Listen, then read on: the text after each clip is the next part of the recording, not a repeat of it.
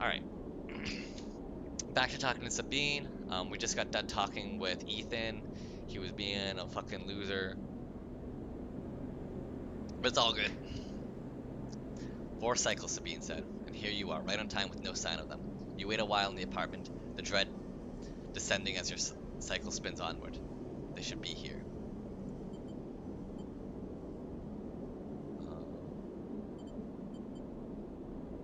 Wait, hold on.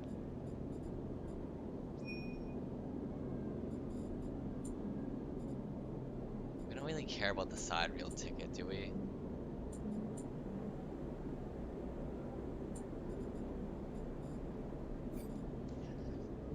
And here you are right on time with no sign of them. You wait a while in the apartment, the dread descending as the cycle spins onward. They should be here. Let's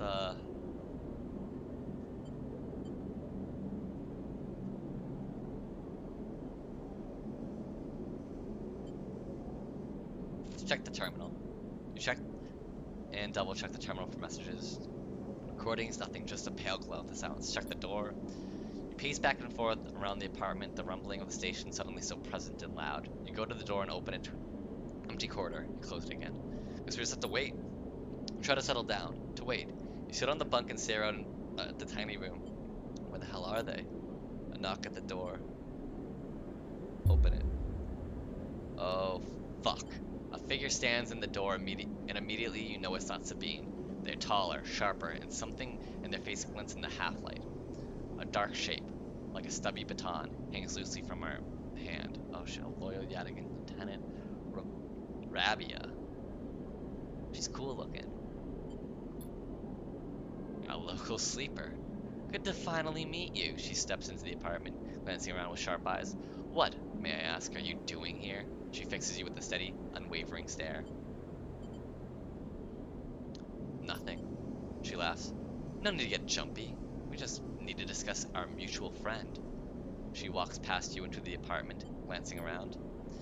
We set them up here, you know. This place is one of ours. She picks up a glass from the dispenser and inspects it. People always seem to forget who put them where they are. She glances at you. I suppose you are here to help?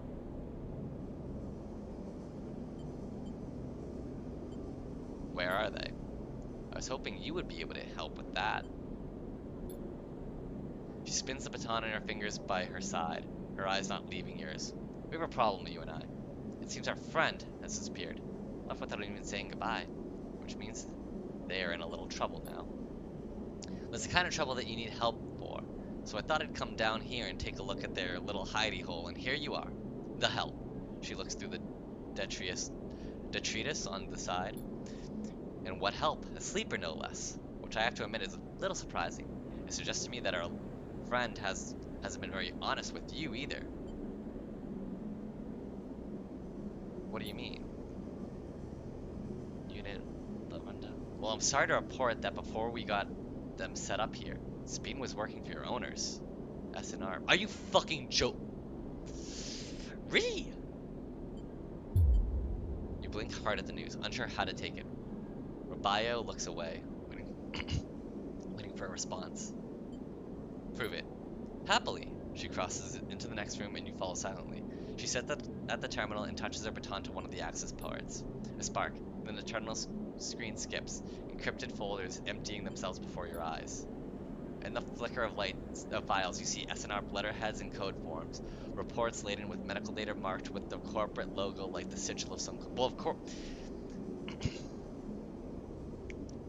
Okay, this actually does track. I can kind of see this because they were able to get that synthetic, like, what's it called? The stabilizer. And I feel like they'd have to have a mole on the inside of SNR, or like someone who previously worked there, to know how to even get their hands on stabilizer. So it does track that there would be someone in the Yadigan crew that would have some type of access to SNR. That being Sabine, I mean, I guess it makes sense, but oof.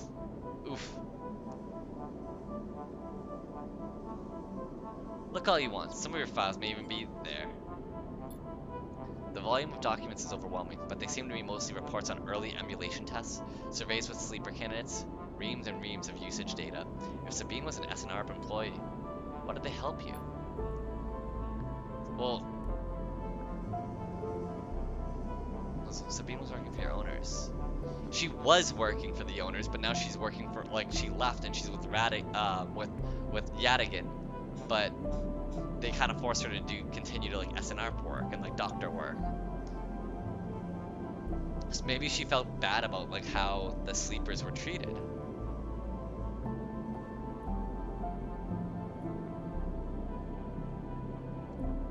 I don't know.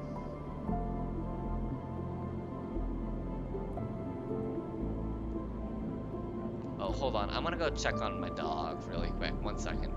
She's fine. Like, it's funny because I know some dogs, they need to be around their owners, but like Misty can like self-settle. Like, she, even from a very early age, she could. I think it's kind of due to the fact that she was like astray for a while. Like growing up, like, you know, she was just found at like 2 months, 3 months old. So actually, I want to say like 2 months because we got her when she was 3. And she was like with the family for a while. But like those first 2 formative months, I mean, like, it kind of taught her, and especially since she wasn't found with like the rest of her pack or like litter, it was just her on her own. Oh my god, it's really sad. Like, it still bothers me to think about her on her own in Texas, in like the middle of a desert. It's just like the fucking, it literally breaks my fucking heart. It breaks my heart because she's such a sweetheart, and it's just like, I'm so happy they found her, because like, she deserves like the best life. She's such a good dog. She's such a good dog. I'm sorry, but yeah, no, it's like, that shit's just like tough for me to think about. Sorry, let's just continue on. Yeah, it's but yeah, no, she self-settles a lot. Like, this morning we played with her a lot. Like, you know, she's very excited to see us coming home from the wedding. And then we went for a walk. So, not the last day, but the previous one before that was right before the walk. And then we went for a walk and we played around a little bit. And she's just so tired, especially since she didn't sleep good last night. She just kept on waking up. Because we had someone stay with her that night, and she brought her dog, and like the dogs get along. It's just that like Misty would hear the other dog like move around, and they were in the same room, and so like Misty would wake up, and then like the other dog would wake up, and then Misty would wake. It was just a never-ending cycle. So I guess no one had great sleep in that room, but yeah, I think she's just tired. She just needs to take a nap. But yeah, I leave her up there alone now. I usually shut the doors, so like she has like free reign of like the kitchen and living room and the hallway, but she's fine. She just wants to look out the window. She just loves just like staring out the window and just napping right there. So yeah, sorry, enough about my dog. Rabaya reaches over and places a vial of stabilizer on the desk, breaking your concentration. It shimmers in the screen light, its vicious, clear liquid crystalline within the glass. We will, of course, keep up the supply. We are more than able to dispense important medicines, even without the doctor. You hold it between your fingers. For a tiny moment, you have the urge to crush this object, for the power it has over you. Please don't do that. That's a fucking very expensive thing. I'll ask Toshiro to make those a little cheaper for you. Ooh! He'll be running the surgery now. Rabaya closes up the briefcase labs and holds it on her side. We have to retrieve our assets, of course, but I'm sure you understand. Rabaya turns on her way out. There's no reason for us to be enemies, Sleeper. Come see me. I keep an office nearby. We have good work to do, you and I. Maybe there in a few cycles.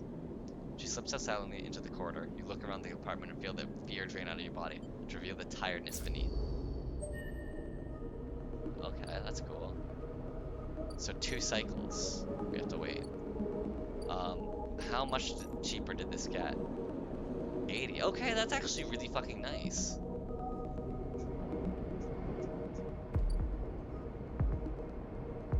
Ooh.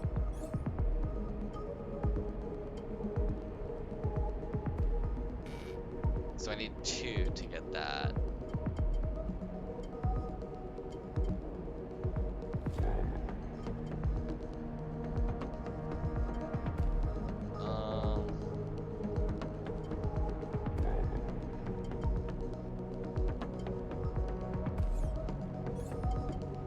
Should I save it? Let's save it for now, and we can see what we want to do with it for later. I like the whoa. Whoa.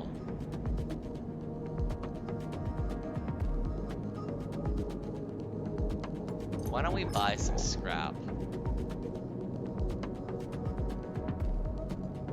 Or should we?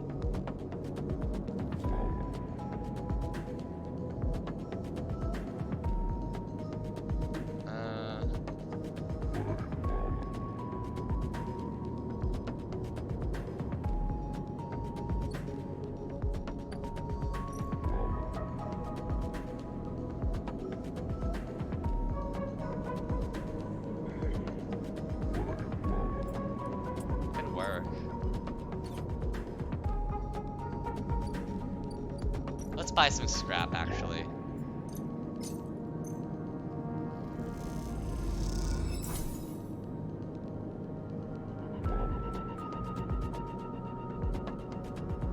Oh shit. I'm tired? Oh wait, that's ship mine fragment. Oh my god.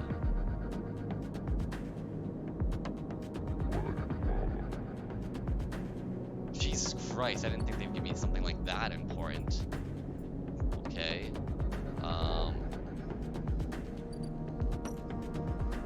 need something that gives me back energy.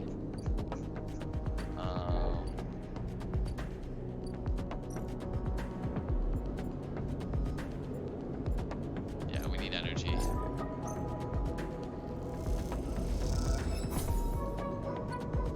There we go. I have two, oh my god, I have two stabilizers. Holy shit, I'm so good with stabilizer. Alright, let's actually try and buy some more of this shit.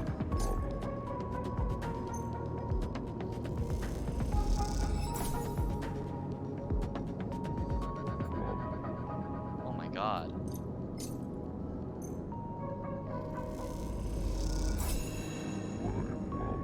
That's 3 ship mine fragments. Okay. So now can't buy any more.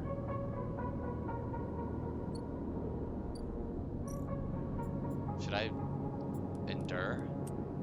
Endure. Let's endure.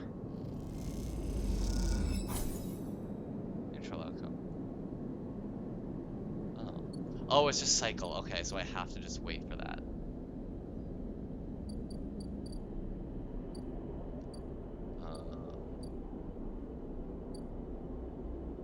Hold on. Okay. Let's see.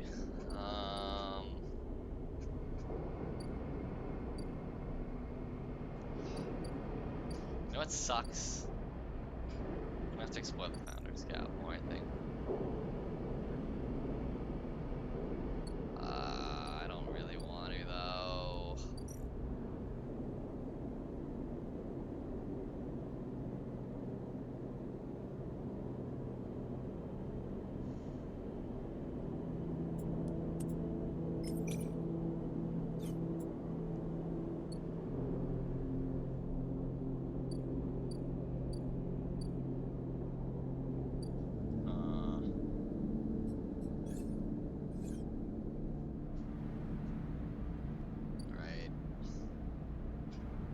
I'm trying to think of what. Oh, I feel like I do need to start doing Compressor Club, because I am getting a little nervous about this like Maywick person. Like I need to start taking care of this.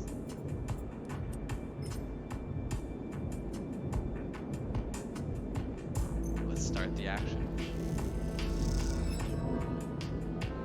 Oh god.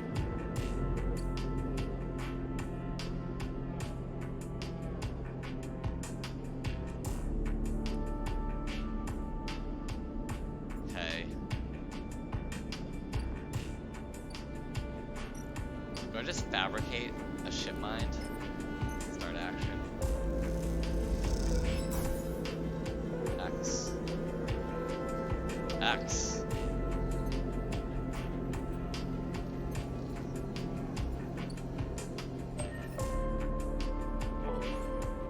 Hell yeah.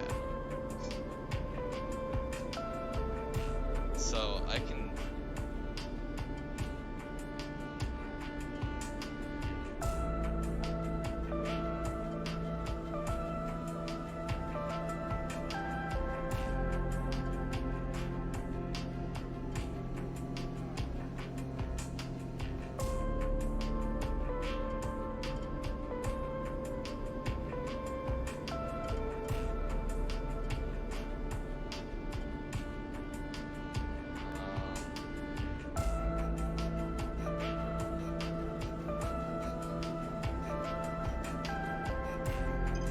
Let's do this and let's do this. Hell yeah, let's go, baby. And then let's do give it to her because we did say we were gonna give her one. Here you go, Ankita. You dropped the huge cylinder onto the mess table. Ankita can't hide her excitement. Hell yeah. Now we have another. Oh my god, we have another one.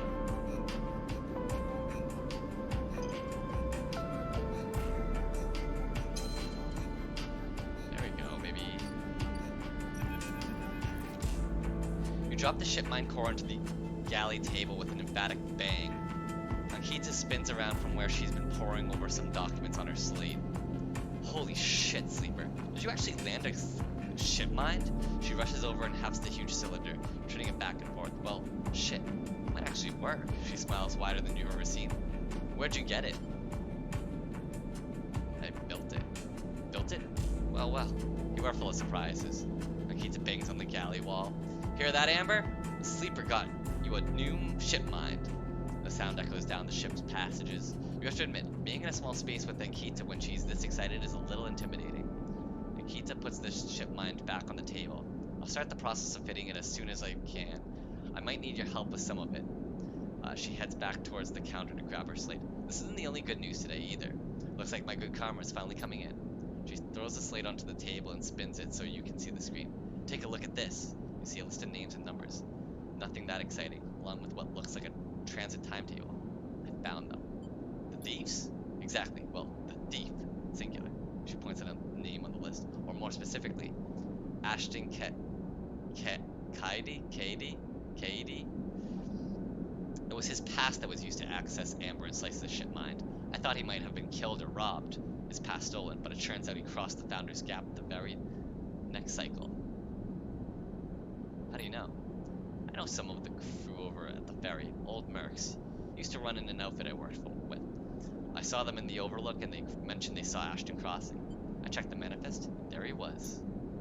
Looks suspicious. Hasn't said a word since the theft, and anyone wanting to hide out might head to the Greenway and go to ground. She flexes. He won't get far though. There's no real docks out there, only a couple of jetties in the waste. Going after him? Not yet. First, I want to fit the ship mine. She pauses, but maybe you could help me out. Sure, how? It's like this. I head over there, especially in Amber. He'll spot me a mile off and go underground. I'll find a way to slip the station and he'll bury himself so deep in waste no one will ever find him. But you, Ashton doesn't know you. All I need is for you to go there and sniff around. Not at the commune, not the stacks. You'll have gone to the edges, the margins, the wild places. That's where Ashton likes. You see him? You locate him? Ping me on this. She hands you a comm air piece. Seeing as this is merc work, I'll be happy to give you merc pay. She shifts in her seat. Thing is, I haven't got much left. So how about I tell you the boys who run the ferry to give you a discount? I know it's not much, but once I nab the carrot, I'll pay up. 200 cryo, nothing less. What do you say? Okay. She gives you a heavy whack on the shoulder. Good, I owe you. She lifts the ship mind up onto her shoulders with roaring ease. I'm going to go get this fitted into Amber's core. You get any info, any sense of where Ashton is hiding? Let me know. She goes to turn and then stops. And once again, Sleeper, thank you. I appreciate it. Ash then sobs off onto the guts of Amber with the ship mind, leaving you in the galley. You glance around, a sudden nervous energy descending at what is to come. You never thought you'd get work as a mercenary, but then again, it seems the eye is full of surprises. Damn. You drive.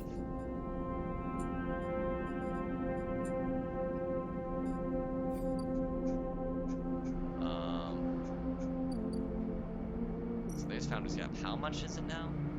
100 isn't bad. That's a 50. That's like a third off. Oh shit. That's pretty good.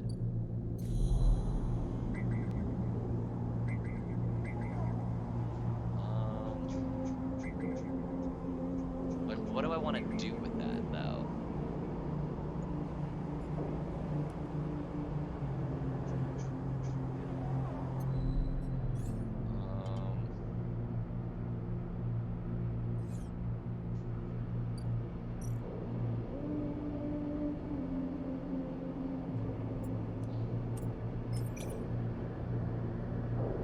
Let's try to scale the spoke.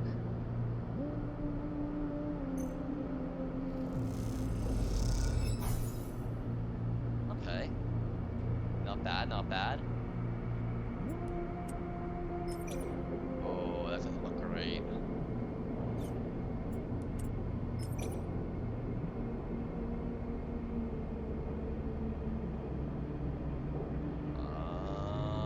Let's try it. Okay. Fair, fair, fair. Let's eat.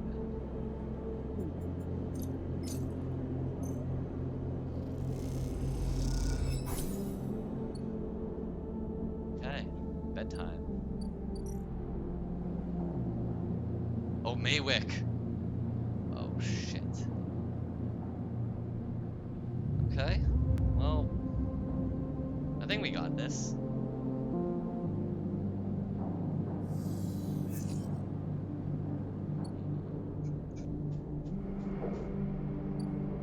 Okay, we can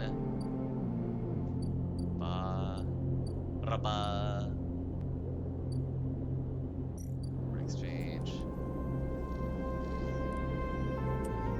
So the 5 here, so it's guaranteed.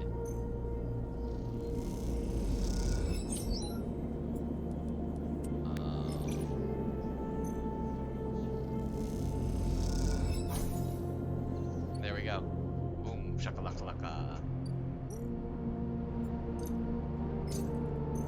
Let's pay for passage, baby. A heavily tattooed spacer takes your chits and tells you to prepare. She'll be waiting at the edge for your arrival. Okay. So now we can use the ferry, cross the greenway. As you step out into the passageway, someone barrels into you from behind, sending you stumbling down the corridor. You turn to see an unfamiliar spacer, laden with heavy gear. She steadies herself, staring you down as if daring you to respond. Stubborn XPR spacer. Stay silent. She adjusts a strap on her shoulder, barely giving you a second look before setting off down the corridor. I'm sorry for her. A second spacer smiles as you apologize. A cautious XPR spacer, so peak. Okay. Second spacer smiles at you apologetically. She's on a mission, and when she's on a mission, they shrug. Not a problem. You smile. You're sweet. Peak! Ash stands further down the corridor, glowering at her friend. She chops at the air, pointing down the corridor to whatever end she's rushing to. Peak raises their eyebrow at you. Ash, please. Do you want everyone in the station to hate us? Ash hardens. They want to hate us. They can hate us. She drops her hip. I'm not exactly seeing much love as it is. We're lucky we got through before they set up that damn cordon. Cordon? Peak gestures in your direction. See, they don't even know what you're talking about. The station isn't Hawthorne. Not everyone has to follow some corporate protocol.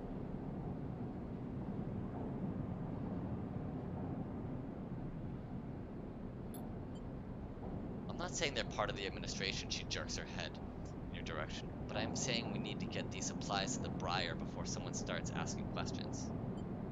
The Briar? That's our ship, Peak explains. Peak. Ash rolls her eyes. What are you doing? Peek ignores her. We are with the refugees. The one Havenage have cordoned off from entering the station. Ash interrupts. The ones that are being quarantined in makeshift vessels that barely made it to the eye to begin with. The ones that your station administrators have called an existential risk and are running out of supplies while their right to safety is being debated by people with no stake in their future. She quickly looks away, annoyed at her own outburst. Peek sighs. She's right.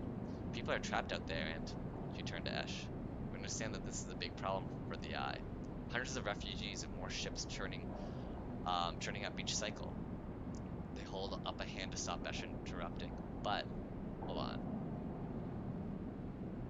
The ones entering the station. Okay, so have Havenage stopped people from entering the station, so that's what this bridge basically is, I think.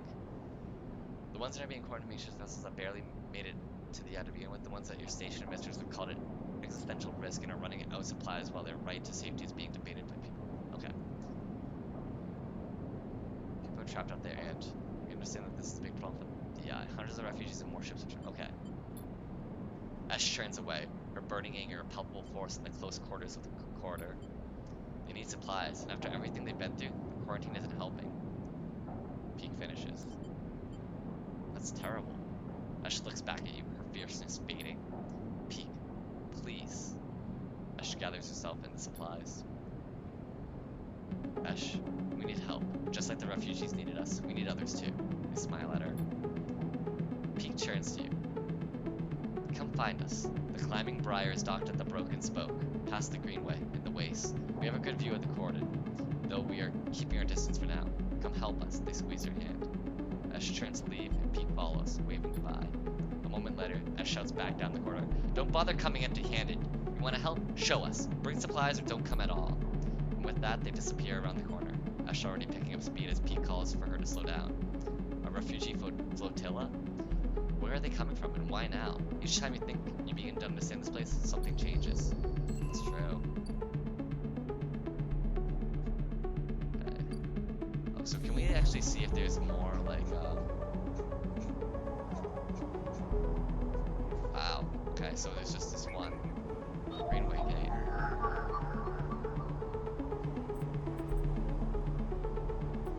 That Greenway is locked down, shrouded, dark shifting clouds. Yeah, let's, Greenway cipher. I don't have a Greenway cipher. That sucks. Let's wake up. Greenway.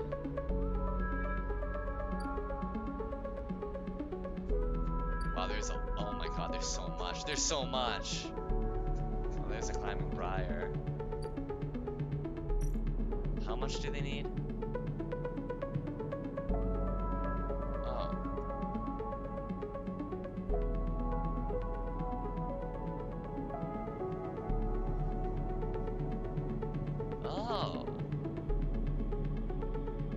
First of 3 episodic updates to Citizen Sleeper. Oh, that's kind of cool. So that's how the fucking so I did hear that there's episodic updates and like you'll like learn more of the story of like different parts of the game that they didn't include in the first place. Late gameplay. Okay. Well, that's late gameplay. I don't think we should do it just yet. Let's go to the Greenway.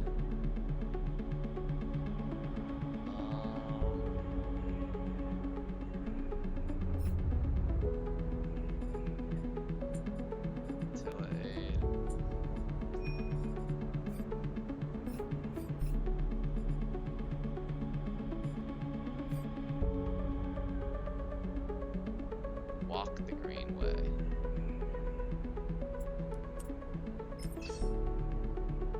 Seems like the best way to do it. My condition will go down. Fuck it, let's do it.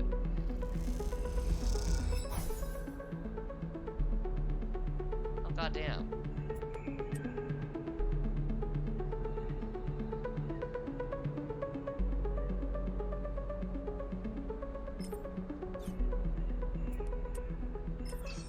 Let's try it again.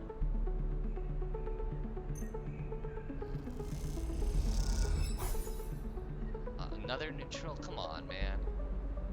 Alright, leave. Oh no, I'm gonna be hungry. Oh, mushroom groves. Ooh. That's more grove spores, actually. What the fuck are grove spores? Into it. Farm stacks. Vertical farm. Oh god, we learned a lot, actually.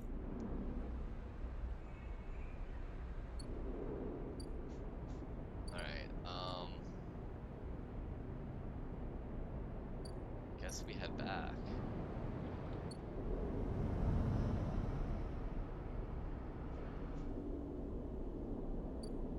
Oh, emphasis stall. So we need 2 of these. Oh shit. And a tambour. I don't even know what the fuck tambour is. Was tambour in the low end district? Tambour. Maybe it's. I don't fucking know. Spoke.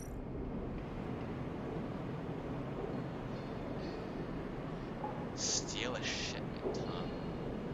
So many shipments, what's one diverted package? But that's part of the fun. That's kind of cool.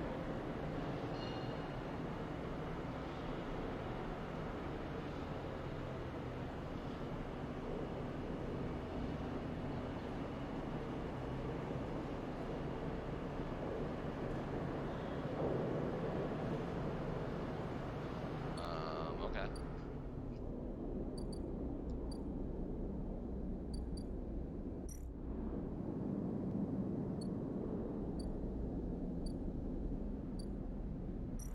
I'm gonna have to go to bed and cycle.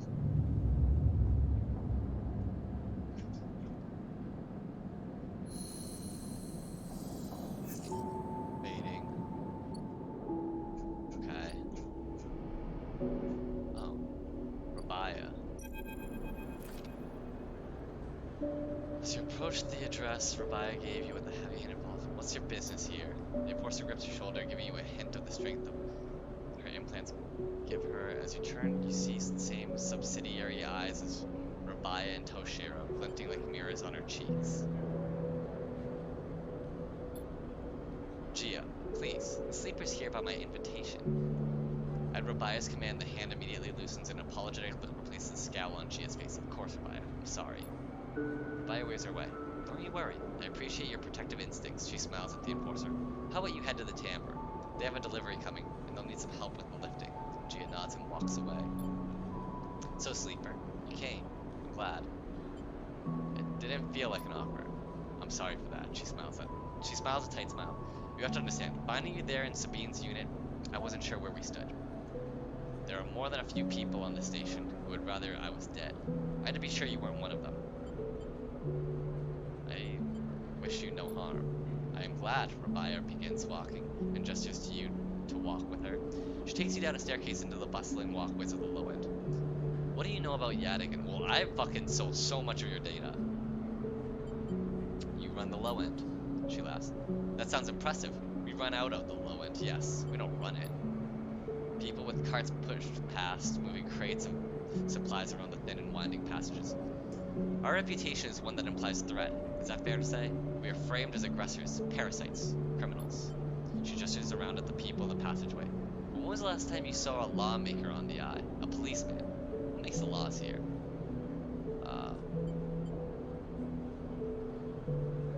Erland did. Indeed.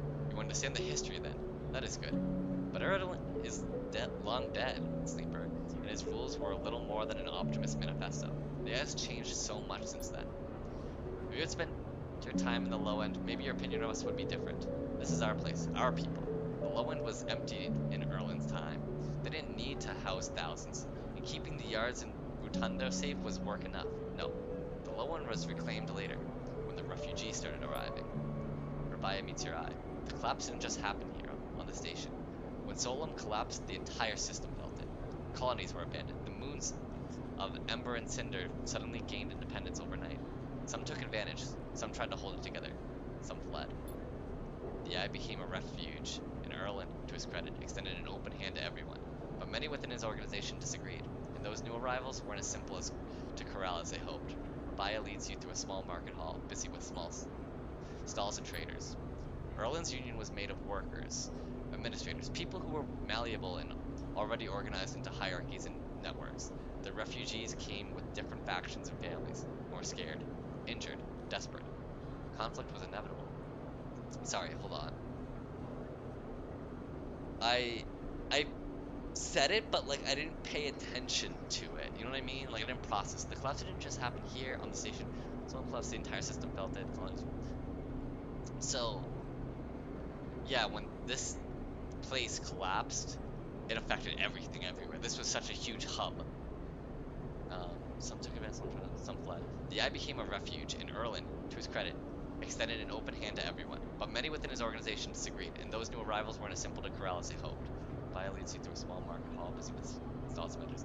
Erlen's union was made of workers, administrators, people who were malleable and already organized into hierarchies and networks. The refugees came from different factions and families, were scared, injured, desperate. Conflict was inevitable.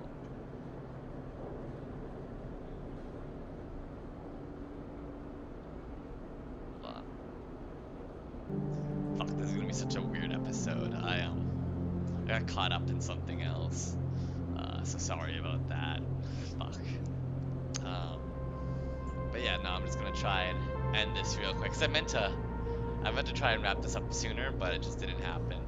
Now it's like hours later from original, but whatever. From when I started playing this game, but whatever. Yeah, whatever. Erlen's union was made of workers, administrators, people who were malleable and already organized into hierarchies and networks. The refugees came from different factions and families, were scared, injured, desperate. Conflict was inevitable. Yadigan is a child of that conflict, a child born out of a need for us to stand up and claim our future, to provide security, strength, just provide security, strength. People call us a gang, but we are a community. I take my position as lieutenant seriously, and from my birth, I've worked to earn it. Oh, I've sold so much of your guys' data.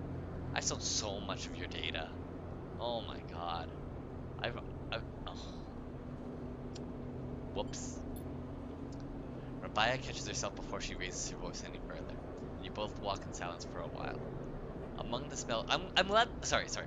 I'm just glad that like they don't paint any faction as bad per se. Like going into the game, I was told, oh yeah, Yadigan is just like a gang that operates on like the lower end, and like I had to pay money to even like access certain areas, and it was kind of like, oh, that sucks, you know, like, yeah. Oh shit, I need to eat bad.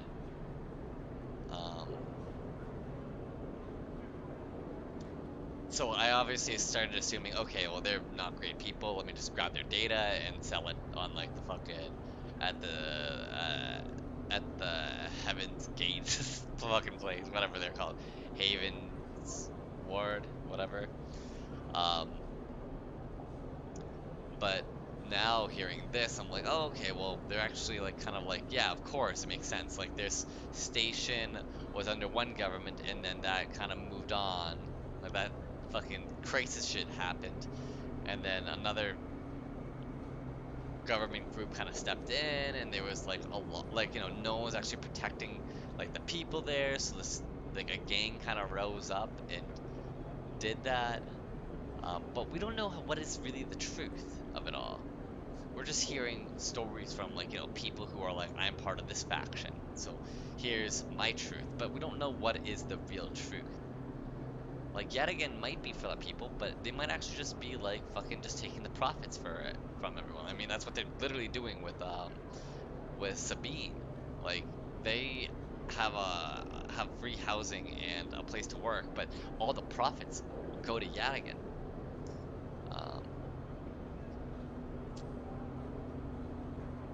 Um, yeah, Rabia catches herself before she raises her voice any further, and you both walk in silence for a while, among the smells and textures of the low end. You start to wonder if this place could be a home for you. Where do I come into this? Rabia smiles to herself and thinks for a moment before she responds. I believe that you understand the importance of our refuge, so I also believe that you wish to help keep this place safe. She exhales quietly. For this reason, I would like you to trust me. I do not know what Sabine told you about us, but I imagine it was not good. I will be honest with you, Sleeper. I was never comfortable with having Sabine as part of Yadigan, an ex-corporate employee. It goes against our nature. But their deal was with Yannick. I kept my distance, made sure Sabine had their surgery, kept it supplied. That was all. Sabine needed a surgery. But I cannot allow people to go back on the promises they have made to us. Yadigan has not lasted this long because it is a charity. We offer and ask for support. Any betrayal will be treated as an attack. It's like probably another lieutenant or like a head Yadigan person. Well, they were trapped, desperate. Money on the IR, Sleeper. I am sorry, but we must ask that our debts are paid in full.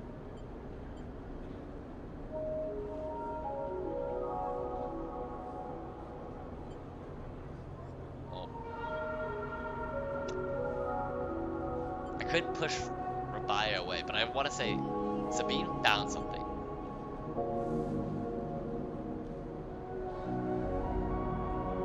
Please, I don't want to hear their accusations.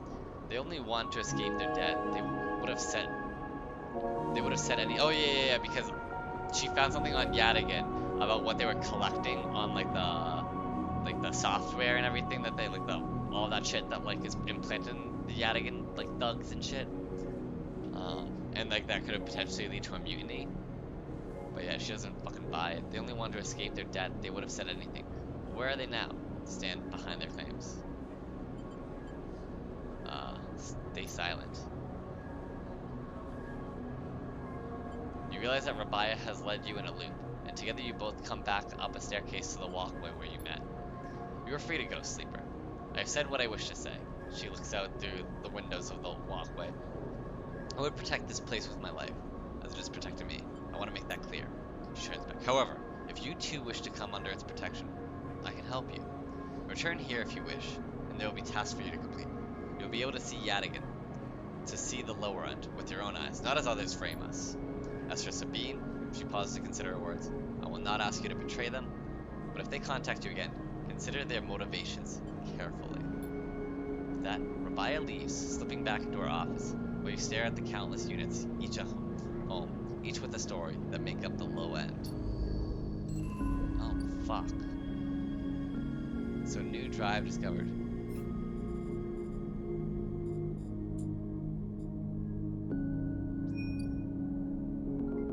So I could be, oh shit.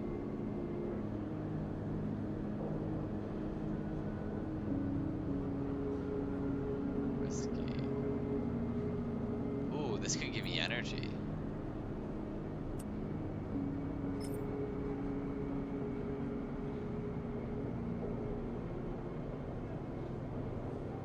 That would lower my condition.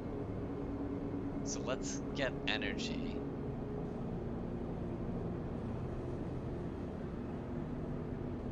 That's a lot of energy.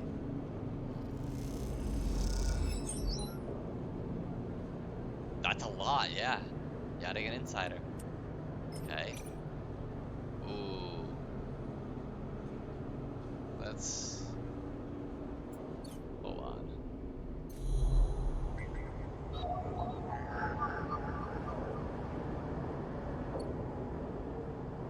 I mean, we do already have data, and we don't want to fucking annoy, yeah, let's try this. Because it doesn't matter, right? Like, I'm... Oh, and I got energy from that. Holy shit. Okay, okay.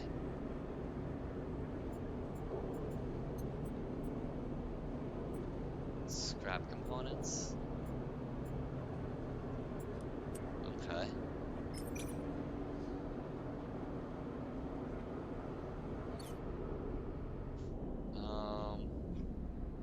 And then can I should probably try and work the compressor club. How much? Let's try it.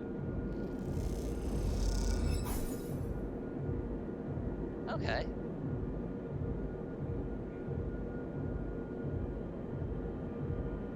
Yeah. Sweet, okay. So if I was to go back home and then take one of these bad boys, start action. No longer fading. So, hold on. How far am I into...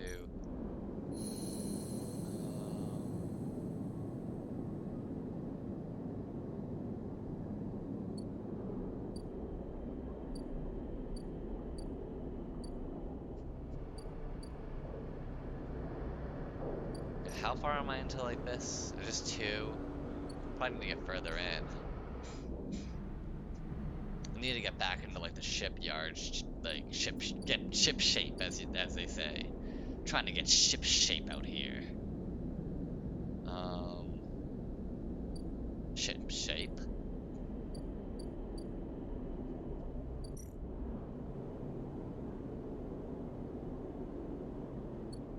Yeah, I think I need to go back. And then, yeah, what am I at for Compressor Club?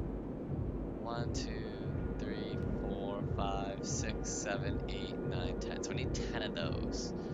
I definitely need to get Ethan's debt because I'm just so far behind with some of like my only chance of like surviving this whole empty container bullshit is